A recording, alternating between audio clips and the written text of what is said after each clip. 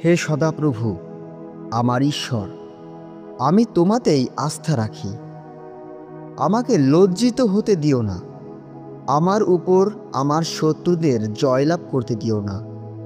যারা তোমার উপর আশা রাখে তারা কখনো লজ্জিত হইবে না, কিন্তু যারা অকারণে বিশ্বাসঘাতকতা করে তারা লজ্জিত হইবে। হে সদাপ্রভু, তোমার পথ সকল আমাকে দেখাও, তোমার পন্থা সকল আমাকে শেখাও। তোমার সত্যের পথে আমাকে চালাও ও শিক্ষা দাও, কারণ তুমি আমার ঈশ্বর, আমার পরিত্রাতা, এবং সারাদিন আমি তোমারই প্রত্যাশায় থাকি। হে সদাপ্রভু, তোমার মহান দয়া ও প্রেম স্মরণ করো, যা অনাদিকাল থেকে অবিচল। আমার যৌবনের পাপ সকল স্মরণে রেখো না। মনে রেখো না আমার বিদ্রোহী আচরণ। তোমার অবিচল প্রেমের গুণে আমায় মনে রেখো, কারণ হে সদাপ্রভু, তুমি উত্তম। সদাপ্রভু উত্তম ও ন্যায়পরায়ণ, তাই তিনি পাপীদের তার পথে চলার উপদেশ দেন। যারা নম্র তাদের তিনি সঠিক পথে চালান।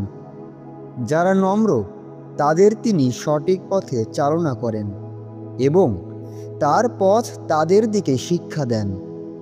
যারা তার নিয়মের শর্ত সকল পালন করে তাদের প্রতি সদাপ্রভুর সব পথ প্রেমময় ও বিশ্বস্ত। তোমার নামের গুণে হে সদাপ্রভু, আমার অপরাধ সকল ক্ষমা করো, যদিও সেসব গুরুতর। তাহলে তারা কে যারা সদাপ্রভুকে সম্মান করে? তাদের যে পথে চলা উচিত সেই পথ সদাপ্রভু তাদের শেখাবেন। তারা স্বাচ্ছন্দ্যে তাদের জীবন কাটাবে এবং তাদের বংশধরেরা দেশের অধিকার পাইবে।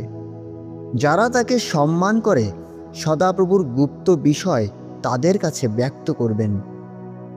তিনি তার নিয়ম তাদের কাছে প্রকাশ করবেন।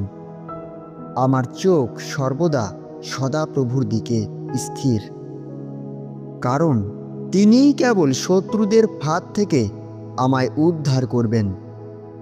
আমার প্রতি ফিরে চাও ও আমায় কৃপা করো, কারণ আমি একাকী ও পীড়িত। আমার হৃদয়ের কষ্ট মোচন করো ও মনের যন্ত্রণা থেকে মুক্ত করো।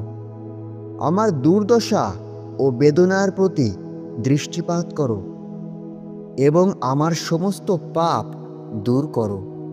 দেখো, আমার শত্রুরা কত অসংখ্য এবং কি উগ্রভাবে তারা আমায় ঘৃণা করে। আমার জীবন সুরক্ষিত করো ও উদ্ধার করো। আমাকে লজ্জায় পড়তে দিও না, কারণ আমি তোমাতে আশ্রয় নিয়েছি। সততা ও ন্যায়পরায়ণ আমাকে রক্ষা করুক, কারণ হে সদাপ্রভু, আমি তোমাতেই আশা রাখি। হে ঈশ্বর, ইসরায়েলকে মুক্ত করো তাদের সব সংকট থেকে। এই হলো প্রভুর বাণী। প্রভুর জয় হোক। আমেন।